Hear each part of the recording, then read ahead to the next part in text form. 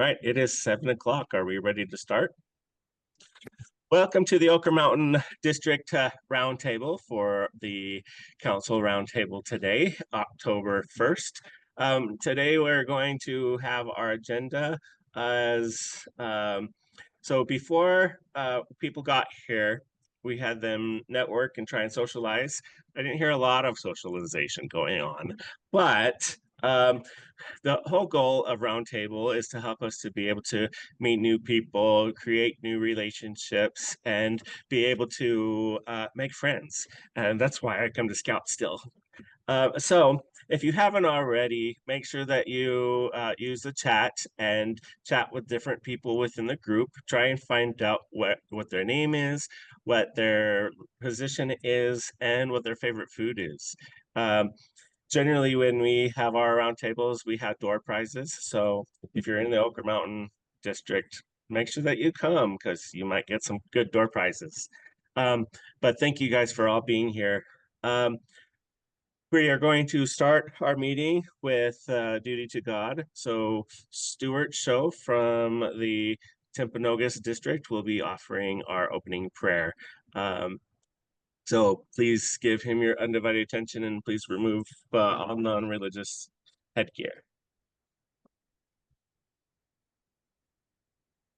Our dear Father in heaven, as we come before thee at the beginning of our meeting tonight, our council roundtable meeting, we pray that thy spirit might be with us and with all those who participate, with those who are presenting, that they might do so in a manner that will be a blessing to each and every one of us who are here.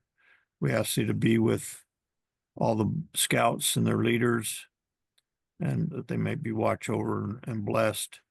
And we ask for these blessings in the name of Jesus Christ. Amen. Amen. Now, Dan from Oquirrh Mountain will now do the flag and the pledge. Okay. Well, I guess we just have to face if you got a flag. There you go. Please salute. Repeat the Pledge of Allegiance after me.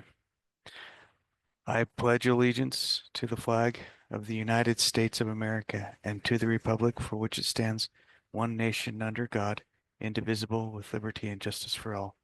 2. Thank you. And Master Harold Bowman will now do the Scout Oath Law and Outdoor Code. Scout sign. On my honor, I will do my best to do my duty to God and my country, and to obey the Scout law. Help other people at all times. Keep myself physically strong, mentally awake, and morally straight. The Scout is trustworthy, loyal, helpful, friendly, courteous, kind, obedient, cheerful, thrifty, brave, clean, and reverent. As an American, I will do my best to be clean in my outdoor manners, be careful with fire, be considerate in the outdoors, and be conservation minded. 2. Thank you. Thank you all for being here. Today, what we're going to start with are our hot topics and tell some announcements, or for those that don't like the word announcements, some business items. So I'm going to make this bigger for you guys to be able to see this better. So for our announcements, rechartering is coming up soon. So if you are within the different units or whatever, talk to your district key 3 about some of the new changes that have happened with the rechartering for this year. If you are at district key 3, make sure that you know those changes. And if you don't, see your district executive. Next thing is training. Hazardous weather training is now going to be required every year. I'm going to say that again. Hazardous weather required every year.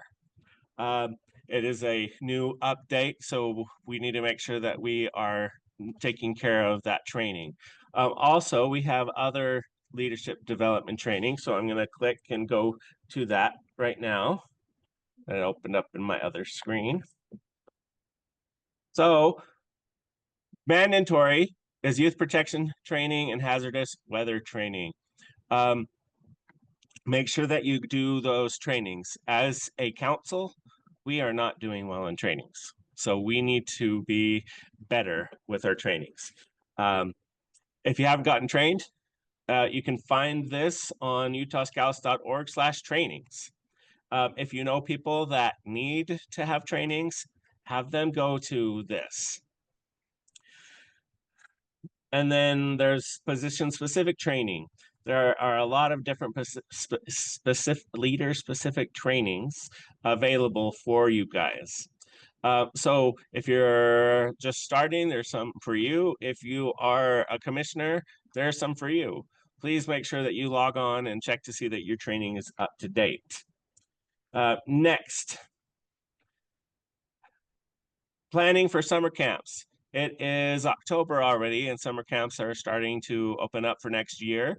So if you are planning on going to a specific summer camp, start the process of trying to get into those camps. That's what I'm going to have to say about that. Right now, between September 7th and November 11th is the popcorn fundraiser. So the popcorn fundraiser, there is still time to be able to participate in this on utahscouts.org/popcorn. It says right here for October 9th, there will be a second popcorn unit distribution. And then you guys can take orders and get those orders done and turned in, and all that's due by November 4th. Thursday, November 14th is the take order unit distribution, and payments are due to council by the 2nd. You do get the 33% base rate and 2% unit sales exceeding 5,000 in product, or no product is returned. So there's more details on the popcorn site. Okay, next. The October 19th, Fall Festival and Auction. So every year, the council does a festival and auction to be able to benefit scouting. They have a lot of cool things. More information can be found at the Fall Festival site, which is utahscouts.org/auction. You are always welcome to come to these. There's going to be a silent auction starting on October 15th to the 19th, just right before the actual in-person auction starts. And they always have good stuff.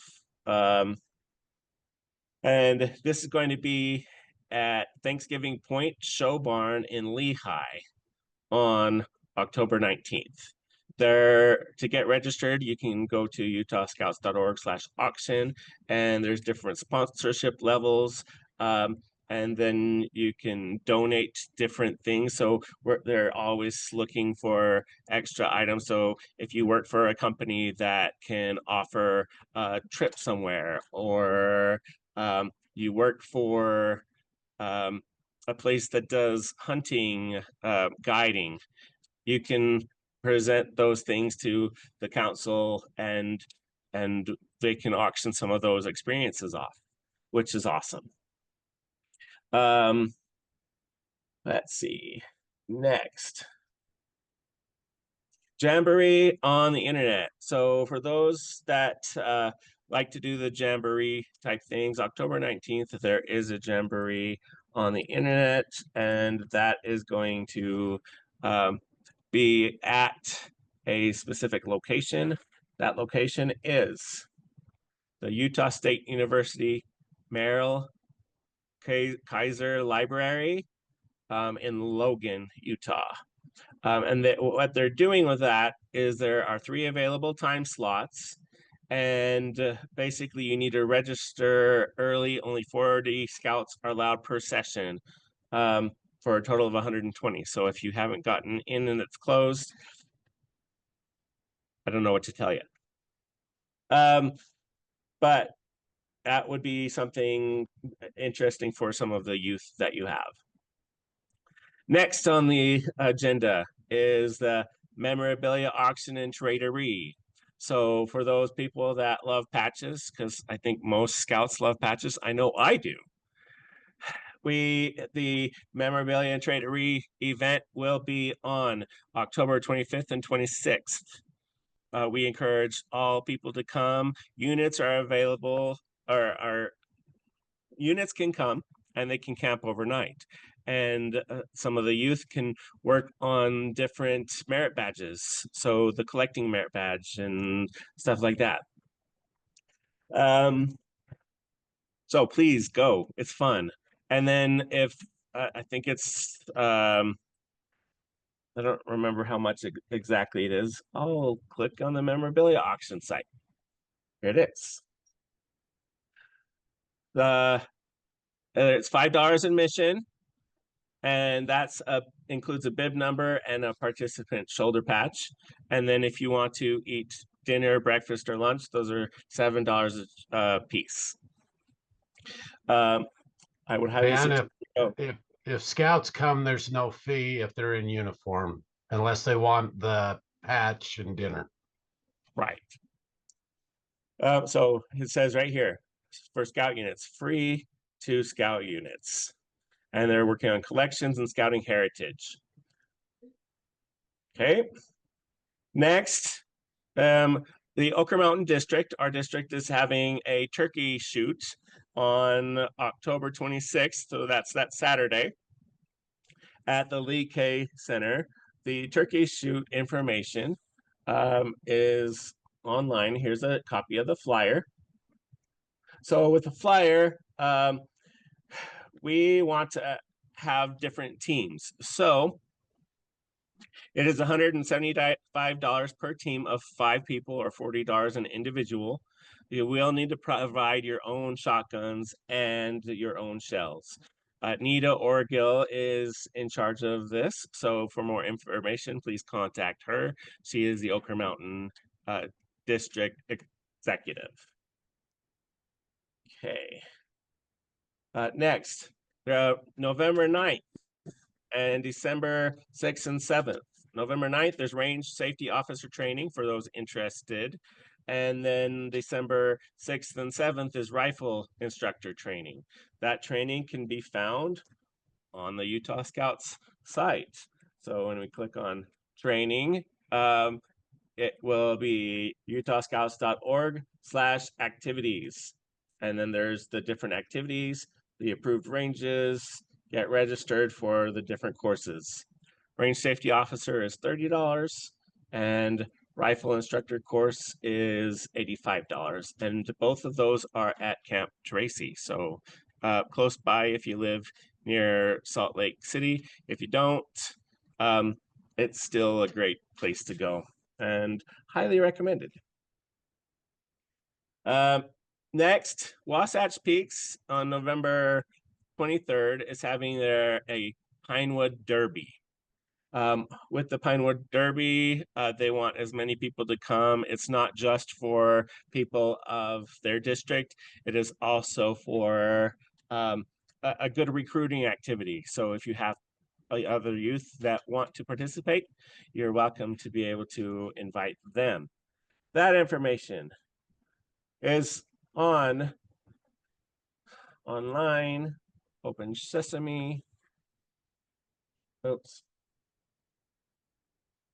So that is from 5 p.m. to 9 p.m. at the Tim Dale dealership in South Jordan. And registration will be open until October 14th. For a flyer, awards for racing and car designs will be given. Bring a friend not currently in scouting.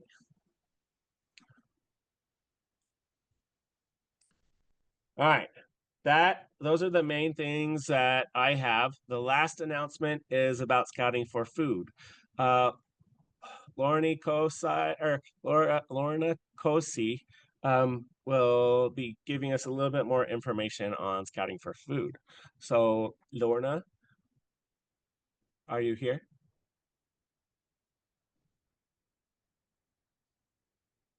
David, this is Doug.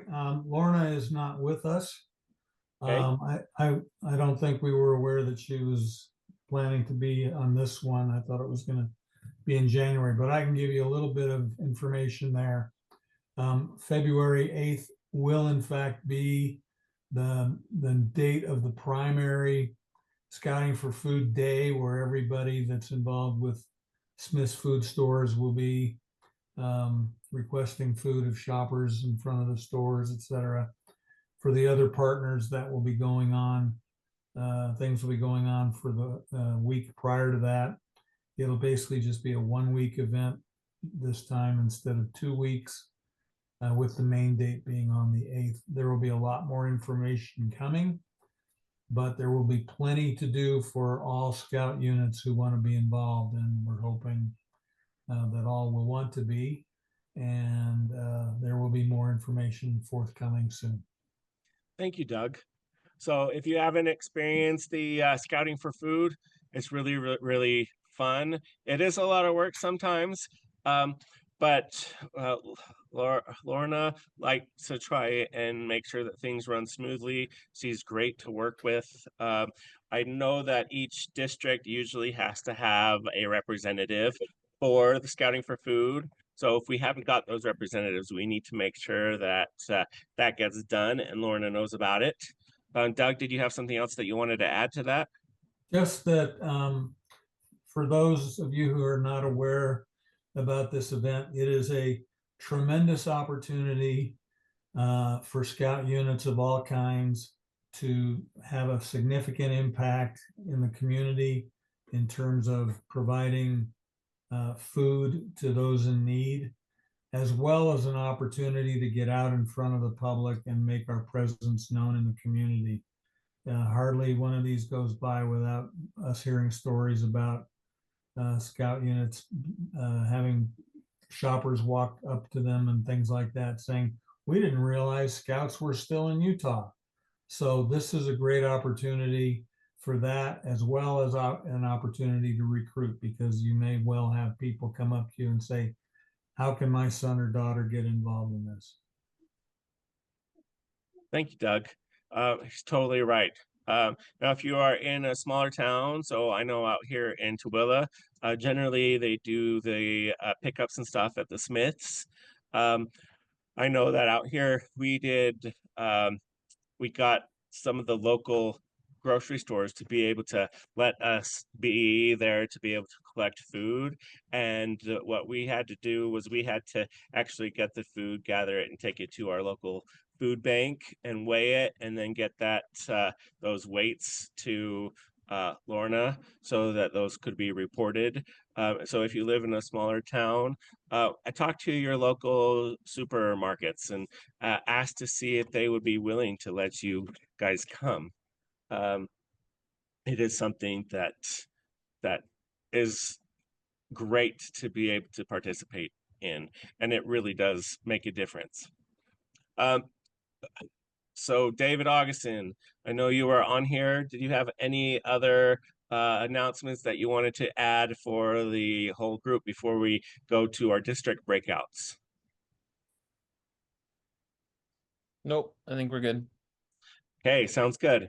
So what we're going to do now is we're going to go to district breakouts for our district announcements. So commissioners for those different districts, the goal is 8 minutes.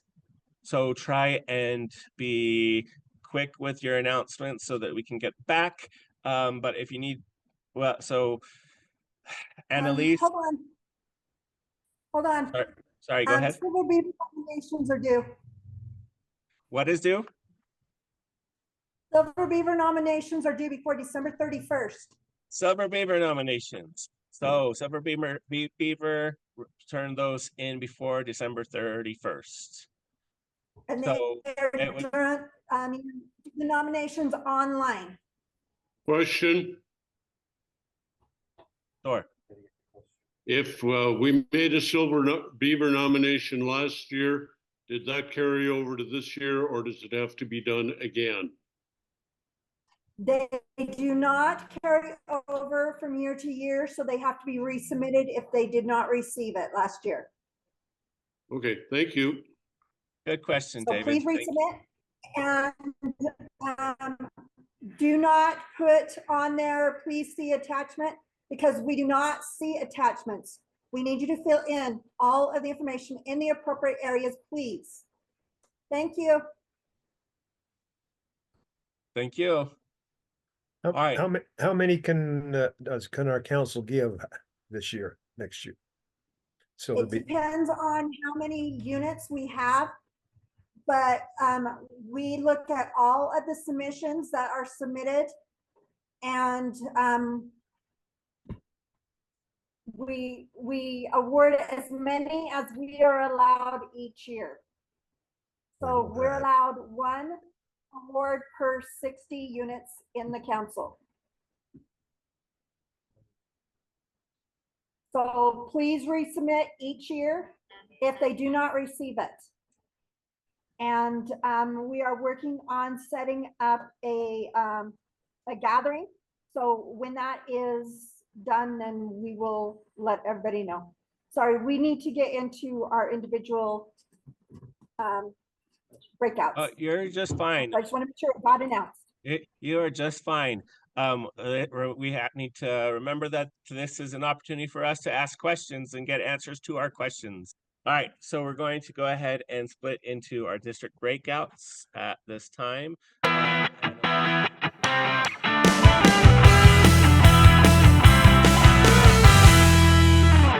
Welcome back, everybody. All right, safety moment is hammock camping. Now, by raise of hands or thumbs up or some sort of signal, how many people have ever been hammock camping? Okay, and then the next question is, how many youth do you have within your units or that you know about that like to hammock camp? So think about that. I have seen hammocks that were stacked from in between two trees, and literally it was like 20 feet high. And that's before the safety moment hammock camping guidelines came out. So it was really scary, and I was thinking, how on earth would a student be able to, or not a student, teacher, student, how be able to do that? Oh, I dropped my microphone. Okay, so I'm going to talk about the good, the bad, and what the policies say. So the good, it's fun. There's minimal impact on the environment. It aligns with the leave no trace principles, so it helps to not stomp on different plants and things. So if there's campgrounds with a whole lot of people, it helps to minimize some of that impact when using proper tree straps. It's modular, so you can pack in different ways. You can customize your setup for the spring, summer, fall, and winter. I have camped in a hammock during the wintertime, and I actually slept warmer in my hammock with the proper setup than in a tent. And it also gets you up off of the ground, which I'll just say when we get more seasoned or youthfully challenged, getting off the ground is important because then we can actually get up in the morning. When used with a tarp, there can be more usable space for cooking and things like that. You can have a shelter pretty much up when it rains. It's off the ground, so you don't have to worry about level spaces or rocks on the ground or tree roots or wherever you camp.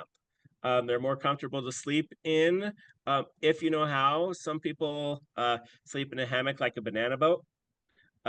You really should sleep at a diagonal. It actually helps straighten you up, and it's a lot more comfortable. And they're quick and easy to set up and take down. bad. Only one person can use them. Misuse can cause injuries. It can ruin trees with the wrong straps. So if the strap is too thin, it will dig into the tree, which is not healthy for the tree. There might be no trees. That's not fun. And then you have your sleep system and you have no way to use it. So what are you going to do? And sleeping in the car is not as comfortable. Believe me, I know. Weight savings isn't much. So you could get an ultralight tent for the amount of weight that costs. So if you like ultralight backpacking and stuff like that, that's a downside. They're hard to get into and out of for bathroom visits. I know, at least for me, that I don't like to get up when I get into my hammock because it's hard to get up out of the hammock. And then it can be cold on the bottom. Now, here are some essential tips that we need to consider. And this is from scouting.org. So we need to make sure that we're following the manufacturer's instructions. Every hammock manufacturer has different guidelines, so we need to follow those. If it says don't hold more than 300 pounds, don't hold more than 300 pounds. If it says check the different straps for wear and tear before you use them each time, do that. A lot of people usually get hurt because they set up their hammocks incorrectly. Find secure hanging locations. So something that's solid, something that's not going to break. With that, make sure you look up so that you can see if there's any widow makers, because we don't want to go to camp and then a widow maker make our spouses widows. Check knots and fastenings. Make sure that how you set it up is strong. Avoid stacking hammocks. So it said in these, never stack hammocks on top of each other. It compromises their stability and increases the risk of accidents.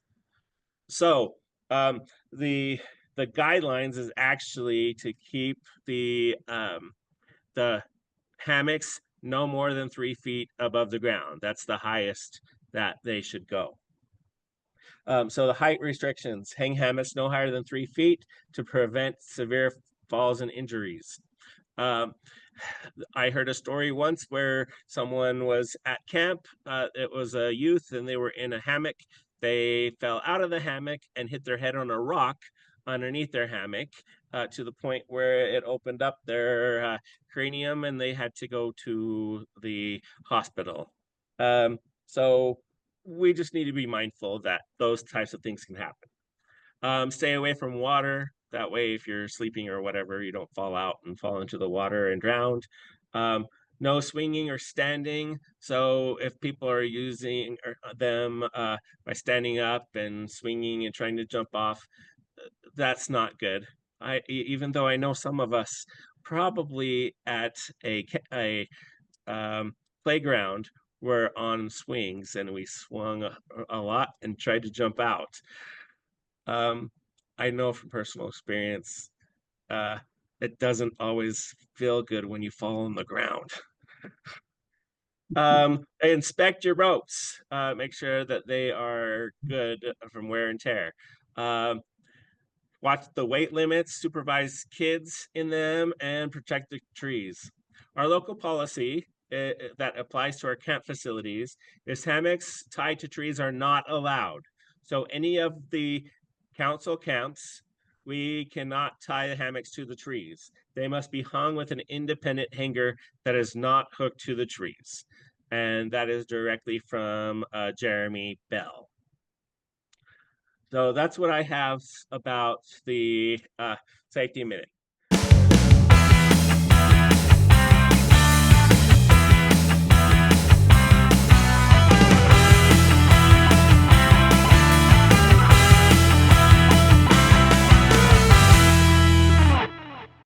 All right, let's see, you are in the venturing breakout session. Okay, let's see, who do we have part of our venturing breakout session? We have David Chapman. Okay, you're Here. and Doug Cosey, Brett Sutherland, Ray McDonald, others. Amber Stevens, Ray, Brett, and Stuart. You're hearing me okay? Hearing you fine. Okay. All right. Well, let's see. We welcome you all. We're pleased to have you at the Venturing Breakout session. We're going to begin by just looking at having you respond a little bit to how your summer programs were attended and what successes and what things you think you would do over. So let's open it with that. Did all of you have a summer program? I think, David, you're all muted. Don, I'll start off. This is Ray. We're starting a new venturing crew. We're in the paperwork process right now, and it'll probably, hopefully, the end of October is what we're shooting for. So, to answer your question about a summer program, we did not have a summer program, so I can leave it at that. Okay, well, being new, it would be kind of hard to put it all together. Yes, sir. Really is, you ought to be working on it now for summer 2025. But still, the idea is that you can go through the summer with your program and have many different kinds of things happen, and most of them outdoors. And on the by and large, you find that they're kinds of things that you'd find in pushing the young men and young women to do some things that they wouldn't do ordinarily in high adventure. That's the name of the game. Adventuring is high adventure. Now, can each of you unmute yourselves? Same time? It's chaos. Yeah, I'm unmuted. Okay, Ray, you spoke, but okay, you're there. Brett, Cindy, Amber, and Dave. Okay, Amber needs to unmute yourself if you wish to speak. All right.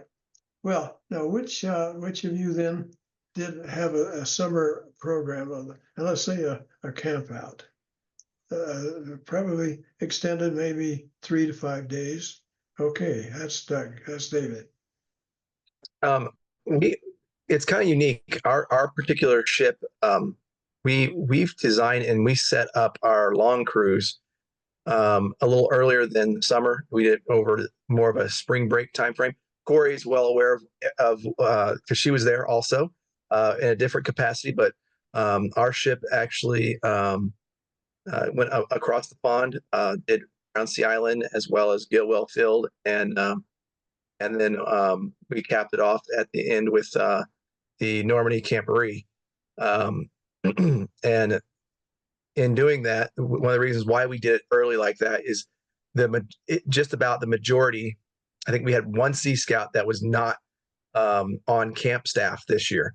So it was one of those situations where a lot of our Sea Scouts have successful employment in as camp staffers. So to do that, what we do is the youth kind of plan the events around that employment that at the various scout camps.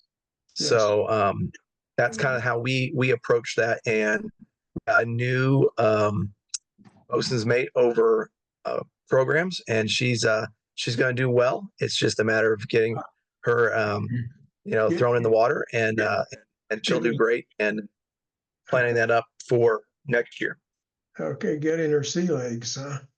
Where basically, yeah. Where did you have your outing? Where obviously basically Europe. In Europe. Yeah. Okay. Yeah, Brown Sea Island, this place called Gilwell Field, and or Park, and then we visited at the Corey. It was Omaha Beach, wasn't it? It was Omaha Beach. It was where we finally our last destination before we came back.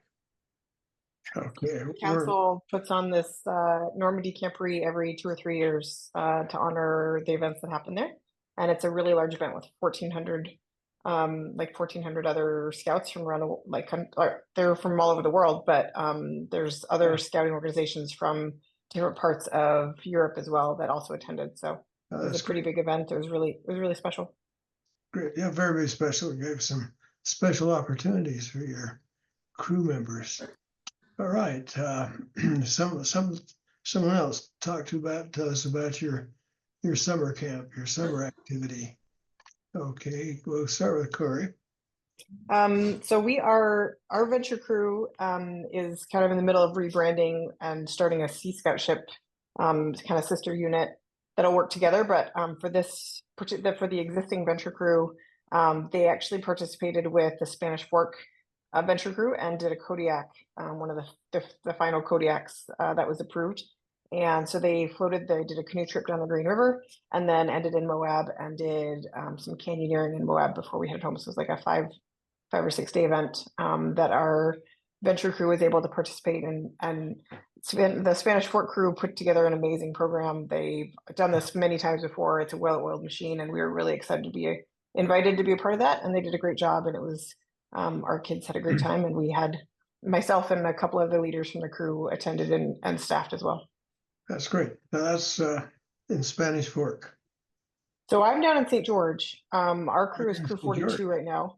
Oh, and so okay. but we were invited. We're one of the fantastic things about our council is that it's for as many people as we have, it's a great small, pretty tight-knit community of leaders. So we were able to make some good relationships with them, and they invited us. Very, very successful crew in Spanish Fork. I know a lot of them young women.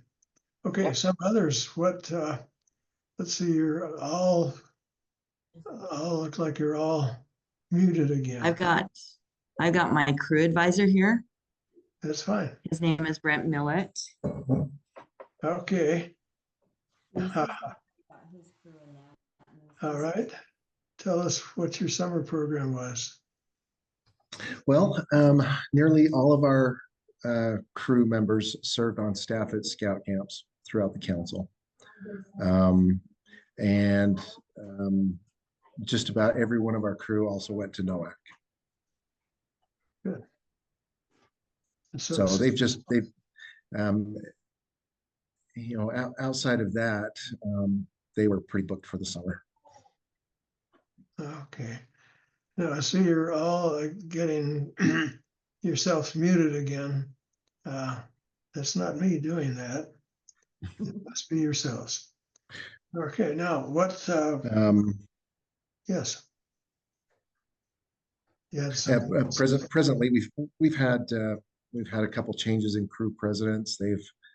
We had a couple crew presidents in the last year resign and leave, and so we've had some struggles. But our other crew officers picked up the ball and running with it and developing the program. We've tried to do some other crew activities, some inter-crew activities, doing ILSC with 9020 and one of the other crews. We had an inter-crew reflection at the end of NOAC with 1776. So our crew, they're trying to really get around and get involved with other crews and promote venturing. So what's the size of your crew? Well, we've got 7. 7. Yeah. Young men, young women, both? We've got one young woman. Uh-huh. Okay, well, that's good. Now, who's actually brand new to scouting too. Okay. And she herself was not enrolled in scouting previously. Okay. Now let's see, Ray. Can you unmute Ray and tell us what your program was? I already answered that at the beginning. I was the first one to talk. Okay, so we've got that. All right, then David. I'm with Ray, but I'm also the district commissioner, so I'm just here to observe. So now what districts are represented here? Oquirrh Spanish Mountain. Trails. And Weaver Rapids. Timpanogos. Okay. Anybody from Timpanogos? Just me. See where it is. Yeah, and you're a stalwart. We know about you. Okay. All right. Now, what are some of the problems that you're running into in Not terms having enough, of not organizing? finding youth. Need Say- more youth. Need more youth.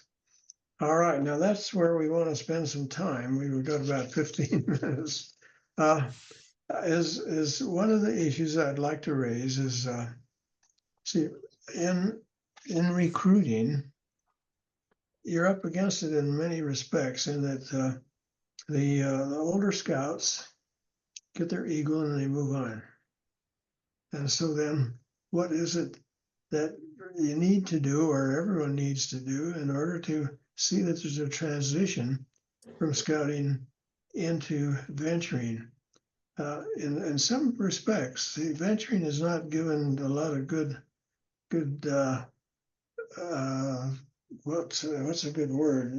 I don't know, tongue-tied. Not a lot Putting the of, word out there. yeah. It just Public perception, Notoriety. variety. Yeah. don't understand what it is. Don't understand what its potential is. That's the neat part about venturing. Now, you're up against it in a lot of respects, and that in the summertime, as you had, young people work, and so you have to be creative in some way or another. And using spring vacation is a good idea because they are not working, they're available, and you can put them to work in some of the kinds of things you want to do. So then, what is your thinking about trying to get these some of these young people who are at the extent of their ages, so that is venturing is 14 through 20, but you don't see many between 14 and 15 because they're tied into a scout troop. So you pick them up at 16, but that is usually their junior year. And so then you have to compete with something. Now we've got a hand up. Whose hand is that? That's my hand. I was going to share with you kind of some of our growing pains and how we kind of dealt with that in getting the ship underway. And you're right. You know, when they get to the junior year, they got their driving. They've got significant others sometimes that they're involved with. They got jobs. There's there's all kinds of things. They're dating. They're playing football. The fumes, car fumes, perfumes, take your pick. But one of the things that we try to do is we actually have a full gambit. We've got we got a 20-year-old, 19, soon to be 18, and then a few 15-year-olds, and they were just 14s, now they're 15s, and one's going to be 16. So what we do is the way we kind of have it structured is we basically make it very clear to them, the calendar's theirs. We're going to do what you guys want to do. Yeah. We're basically chaperones. We make sure they're safe, and the rest of it is entirely up to them. We don't overplan. Then again, we don't underplan either. And if we do, we have a learning opportunity. So we try and make everything as positive as possible. But in the same token, when I say positive as possible, we still have them face the experience. We don't shield it from them. And the comments that I've gotten or been shared with me is that one of the things that they like about it is that they're treated like adults. They're not treated like kids. They run the show. Okay. So Well, take and that that's for what it's worth. See, in your training, and hopefully you've been there, you learned that the advisor's role is he's out behind the woodshed training his officers. And then, as you said, it's in their laps. They have to put it together, whatever they want to do. They work by committees or whatever it was to make a successful program. They fail once in a while, but you let them fail because they learn from it. But you don't fail all the time. That's the issue. So now, how is one, let's say it this way, needs to build his and her crew numbers? How do you go about doing that? See, can you, for example, spend an evening in a scout troop displaying your program, showing what you do, talking about all of your successes and what it does for the young people? And so that's one way to do it. But what other ways do you think you could do to reach these young people, to recruit them into venturing? What think ye?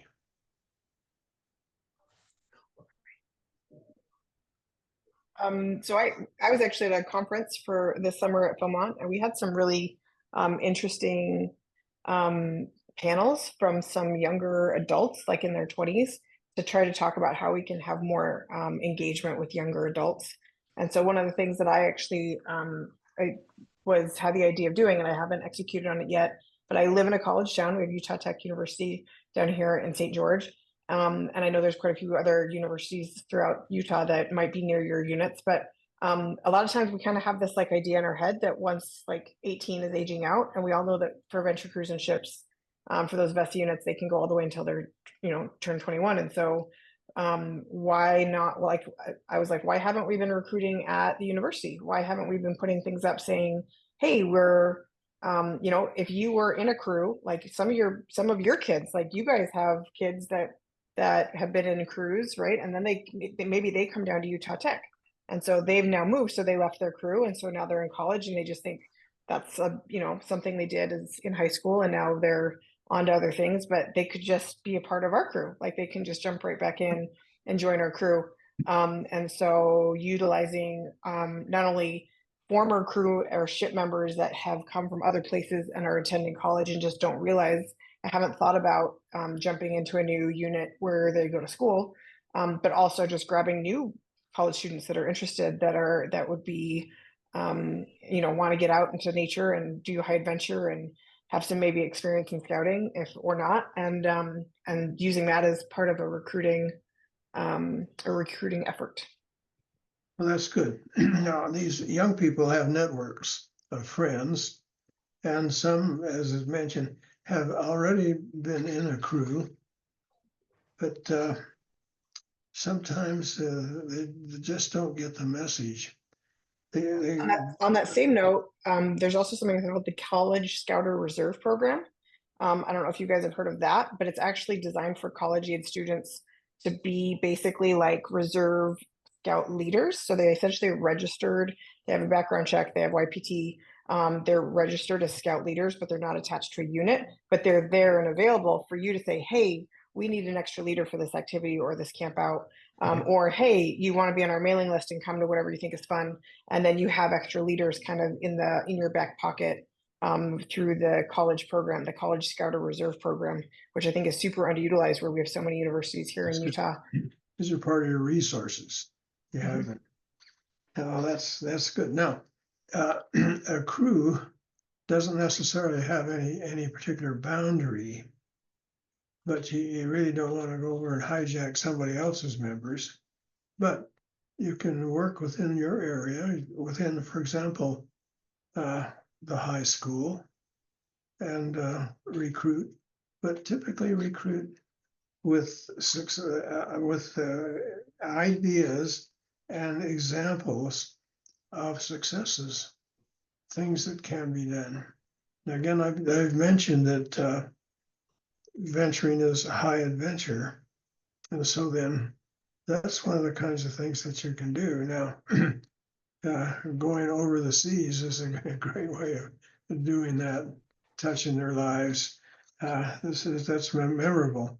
But just essentially going up and camping in an area where it's maybe a natural area of some interest, maybe a national park that has a history or some sort of thing such as that. You can bring them in and show them what's going on. But what have you used in your own approaches to recruit people, young people, into your crews?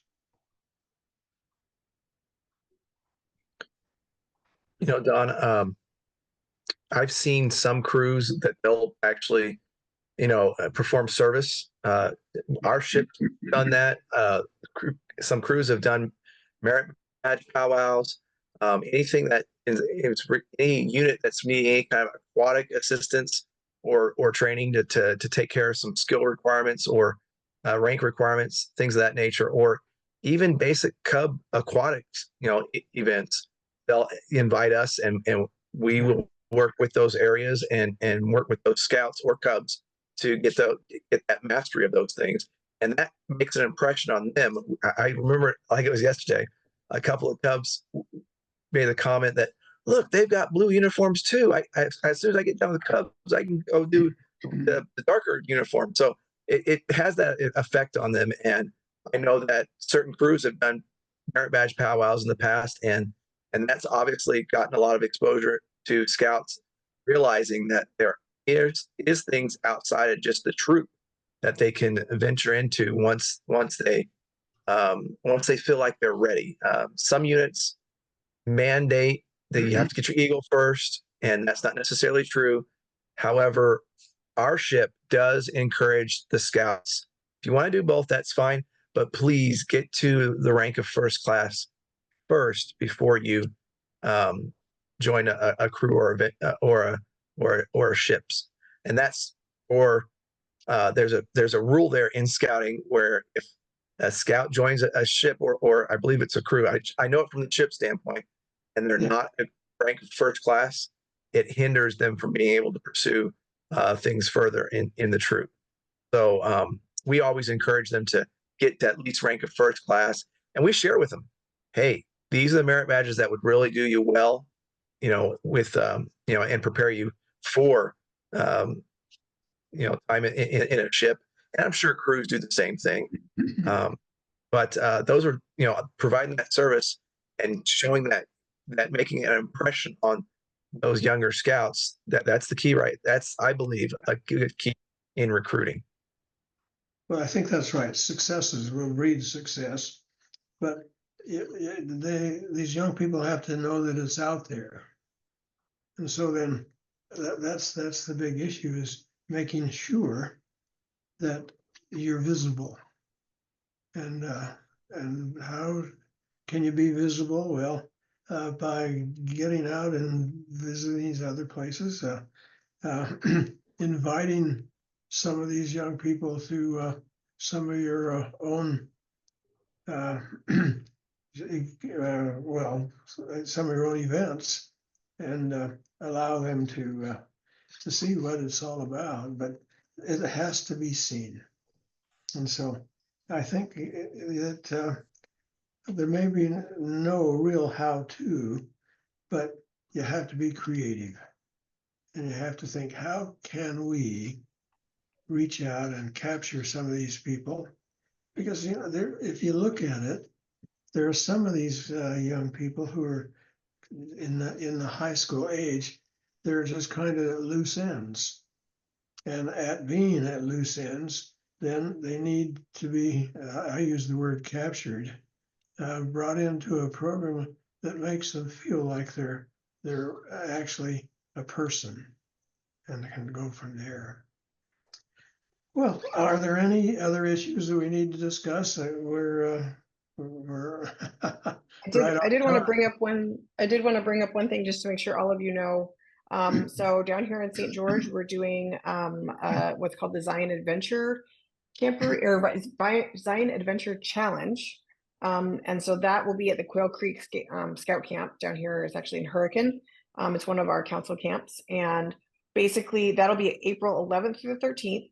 And essentially what it is we're inviting anyone from the council is invited, but especially the VESI units. We would love to see all the VESI units come together, be able to powwow together, meet each other, have a chance to be all in one place and get to know each other and have more, have an opportunity to just kind of be face to face and say, hey, what are you doing? Kind of have more meetings like this, right?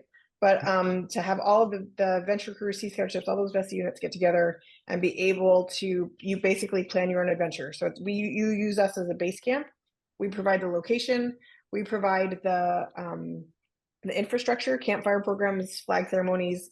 We'll provide food.